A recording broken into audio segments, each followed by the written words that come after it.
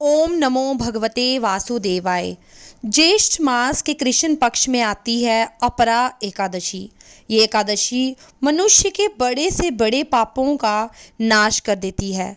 ये एक ऐसी एकादशी तिथि है जिसका नियम और श्रद्धा पूर्वक पालन करने से मनुष्य के समस्त पाप समाप्त हो जाते हैं। बस करना है तो सिर्फ एक काम, और वे है पूर्ण श्रद्धा के साथ समर्पित भाव से इस एकादशी का पालन करना। उपवास के पालन के साथ साथ भगवान श्री हरि के पवित्र नामों का जप करना, उनका चिंतन करना। तो चलिए इस परम पवित्र अपरा एकादशी से जुड़ी हुई इस पौराणिक कथा का श्रवण करते हैं। आइए आज की अपरा एकादशी व्रत कथा आरंभ करते हैं। नदी के किनारे बसा हुआ एक सुंदर और समृद्ध राज्य आज किसी अनहोनी घटना को देखने वाला था। ऐसा लग रहा था मानो हरियाली और खुशहाली का साम्राज्य समाप्त हो रहा था। सभी घरों में दीपक बुझ चुके थे और घर वाले निद्रा देवी के अधीन हो चुके थे। धर्म की ध्वजा लहराने वाले राज्य में आज अधर्म का आचरण होने वाला था। वैसे तो ये अमावस्या से पहले 14वीं की अंधेरी रात थी, और हालांकि कुछ प्रहर बाद सूरज निकलने ही वाला था, लेकिन शायद नगरवासियों के भाग्य का सूरज हमेशा के लिए डूबने वाला था। और क्यों ना होता, आखिर उनके महान पराक्रमी उद्धार धर्मात्मा और सशक्त राजा के जीवन पर मृत्यु के बादल जो मंडरा रहे थे। राजा महिध्वज के आदर्श राज्य में ना तो कभी धर्म की हानि हुई और ना ही किसी निर्दोष की हत्या। ना कोई अपराधी बिना दंड के छूटा, ना ही किसी निर्दोष को सजा हुई। लेकिन कहते हैं ना, जिसे बाहर वाले पराजित नहीं कर सकते उसे घर वाले ही मार देते हैं। ऐसा ही तो हुआ था पांडवों के साथ, जब उनके स्वयं के चचेरे भाइयों ने उन्हें अपना अधिकार देने से मना कर दिया था। और ऐसा ही कुछ होने वाला था राजा महिध्वज के साथ। और इस कथा में मुख्य खलनायक का किरदार निभा रहे हैं उनके अपने छोटे भाई भरद्वाज, जो कि अपने बड़े भाई के कीर्ति पताका की चमक को सह न पाने के कारण राजा महिध्वज के शत्रु बन बैठे थे। और इसका परिणाम ये आया कि भरद्वाज ने एक अत्यंत क्रूर निर्णय लिया। उसके कानों में राजा महिध्वज की लोकप्रियता के शब्द गूंज रहे थे और वे उसे शांति से सोने नहीं दे रहे थे। ईर्ष्या और द्वेष उस पर पूर्ण रूप से हावी हो चुके थे। आखिरकार वह उठा। उस अंधेरी रात में अंधकार से भी ज्यादा काला कृत करने के लिए उसके कदम राजा महिध्वज के कक्षा की ओर बढ़ रहे थे। ना तो उसे किसी सिपाही ने रोका, ना ही उसकी अंतरात्मा की आवाज उसे सुनाई दी। आखिर उसने अपने बड़े भाई राजा महिध्वज के कक्ष में जाकर तलवार के निर्दय प्रहार करके सोते हुए भाई की हत्या कर दी। और इतना करके भी उसे शांति नहीं मिली, तो उसने राजा महिध्वज के शव को राज्य से बाहर एक पीपल के पेड़ के नीचे गाड़ दिया। अब देखिए, राजा महिध्वज का इसमें कोई दोष नहीं, फिर भी इस प्रकार अकाल मृत्यु होने के कारण उन्हें अच्छी गति प्राप्त नहीं हुई। वे प्रेत योनि प्राप्त करके उसी पेड़ के ऊपर रहने लगे। काल का प्रवाह थोड़ा सा बीत गया और ईश्वर इच्छा से राजा महिध्वज के पुण्य प्रभाव से एक दिन हुआ यूं कि महान ऋषि धौम्य उस राज्य में उसी पीपल के पेड़ के पास से गुजरे। उन्होंने अपने तपबल से देखा कि इतने महान राजा महिध्वज की आत्मा प्रेत योनि प्राप्त करके उस पेड़ पर रह रही थी। उदार मन वाले ऋषि धौम्य ने इस प्रेत की योनि में रहने वाले राजा महिध्वज को पेड़ से नीचे उतारा और उन्हें परलोक विद्या का दान दिया। अब देखिए, सत्पुरुषों की उदारता की कोई सीमा नहीं होती।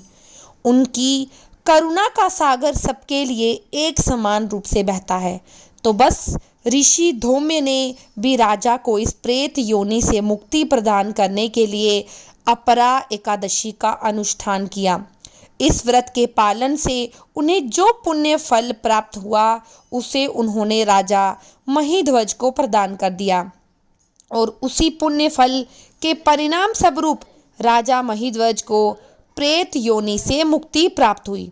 उन्होंने कृतज्ञता व्यक्त करते हुए ऋषि को प्रणाम किया और आध्यात्मिक लोक की ओर गमन कर लिया। अगर एक छोटी सी गलती से आपकी एकादशी का पूरा फल कम हो जाए और ऐसा ना हो, इसलिए हर एकादशी को बिल्कुल सही तरीके से आप लोग करें। इसके लिए आप एकादशी की एक पुस्तक अपने पास रख लें और उसमें एकादशी की पूरी कथा बताई जाती है और उसमें से अपने एकादशी की कथा वहीं से करें। कथा का समापन करते हुए भगवान श्री कृष्ण अब इस अपरा एकादशी के महात्म की चर्चा करने लगे।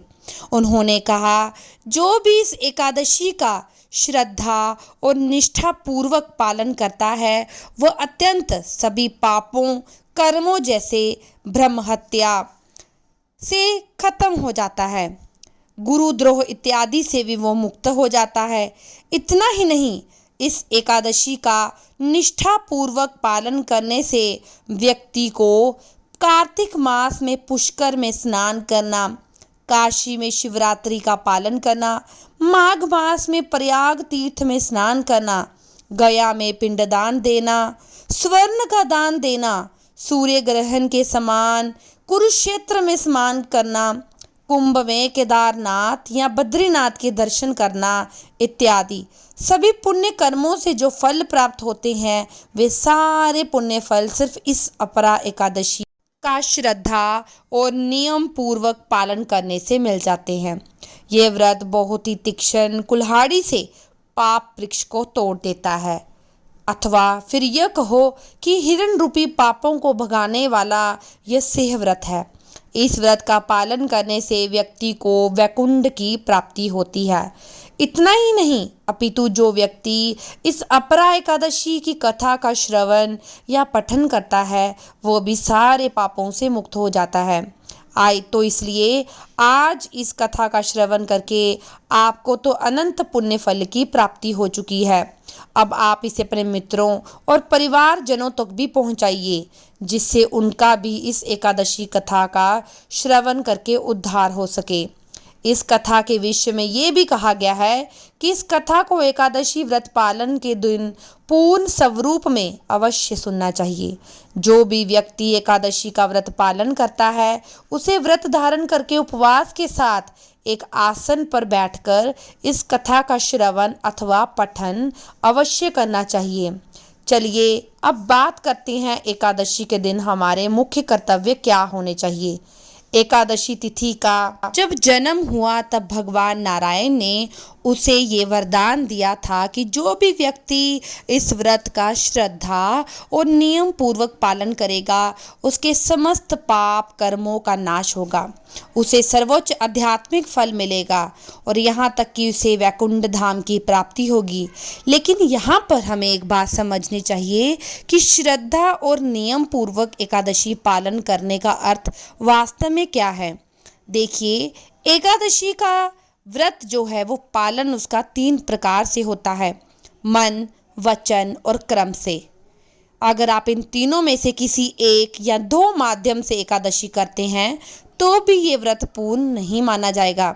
उदाहरण के तौर पर आप सिर्फ सोचें कि मैं मानसिक रूप से एकादशी का व्रत करूंगी और ब्रह्म रूप से अन्न खाऊंगी, तो ये आपका व्रत सिर्फ आपकी मानसिक कल्पना बनकर रह जाएगा।